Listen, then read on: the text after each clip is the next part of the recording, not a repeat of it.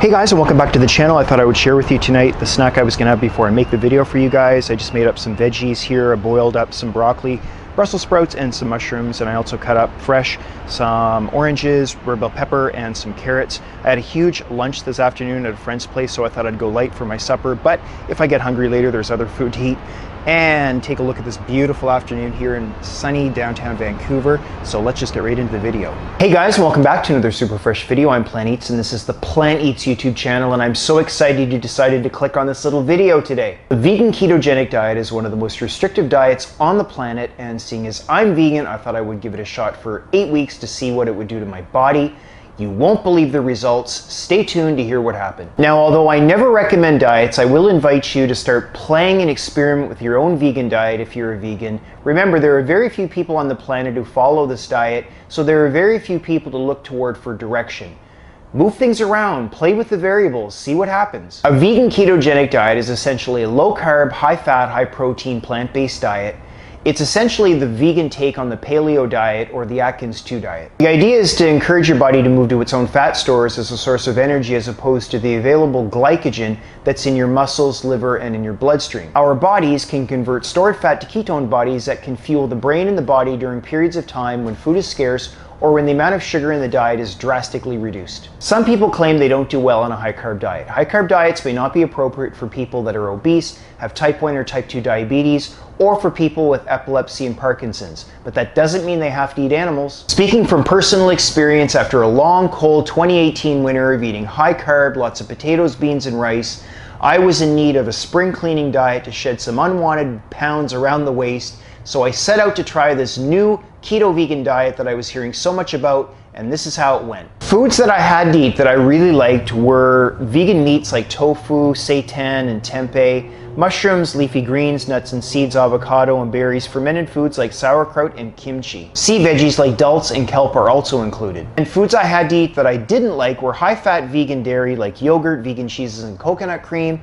also other fats like coconut oil, olive oil, and red palm oil. And foods I couldn't eat and didn't miss were sugar, honey, agave, maple syrup. I really don't have a sweet tooth. And finally, foods I couldn't eat but really missed were grains like rice, wheat, and corn, legumes like lentils, black beans and peas, fruit like apples, oranges, and bananas, and tubers like sweet potatoes. So I followed the vegan keto diet for 8 weeks, monitoring my total weight, my body fat, and lean muscle using my Index Smart Scale. I tried to keep my workouts, my yoga, my sleep as constant as possible for a fair comparison, and I tried to keep my calories to around 2,300 calories on average, like I would normally eat on a high-carb diet. And this is what happened. So the results, my weight dropped from 153 pounds to 148 pounds. I wasn't terribly happy about that because I already feel like I'm light enough. My body fat dropped from 11 to 9% and my lean muscle tissue increased slightly. My strength stayed about the same in the gym, but my yoga practice didn't feel as focused. My mood changed, I felt less patient and connected with others,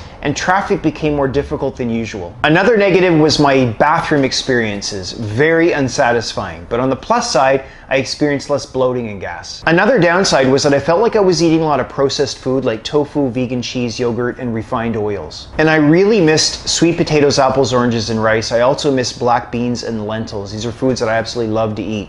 And because I have this homemade cheese sauce, I'll have to share with you guys in an upcoming video, that goes so well with sweet potatoes. I dreamed about that, I swear, every night while I was on the keto vegan diet. I found my mood in general wasn't as good, and I found myself not interested in doing the things I normally like to do as much. I won't say I was depressed, but I just felt less engaged and connected. So I stopped the vegan keto diet after 8 weeks, went back to eating beans, rice, and potatoes. I noticed an instantaneous elevation in my mood. My weight went back to about 153 within about 5 or 6 days.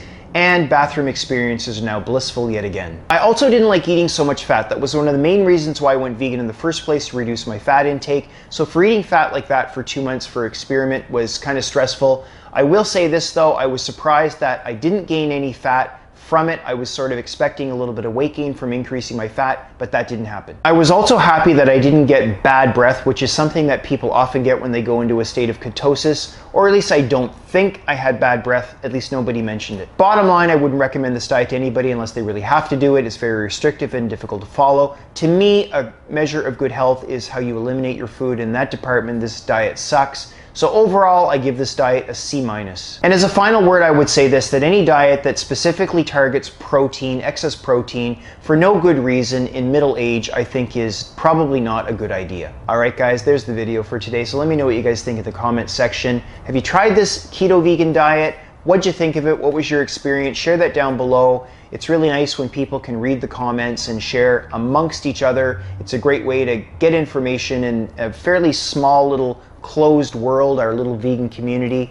So let the comment section be a resource for others. If you haven't already, start following me today on Instagram and Twitter. The links are down below in the description box.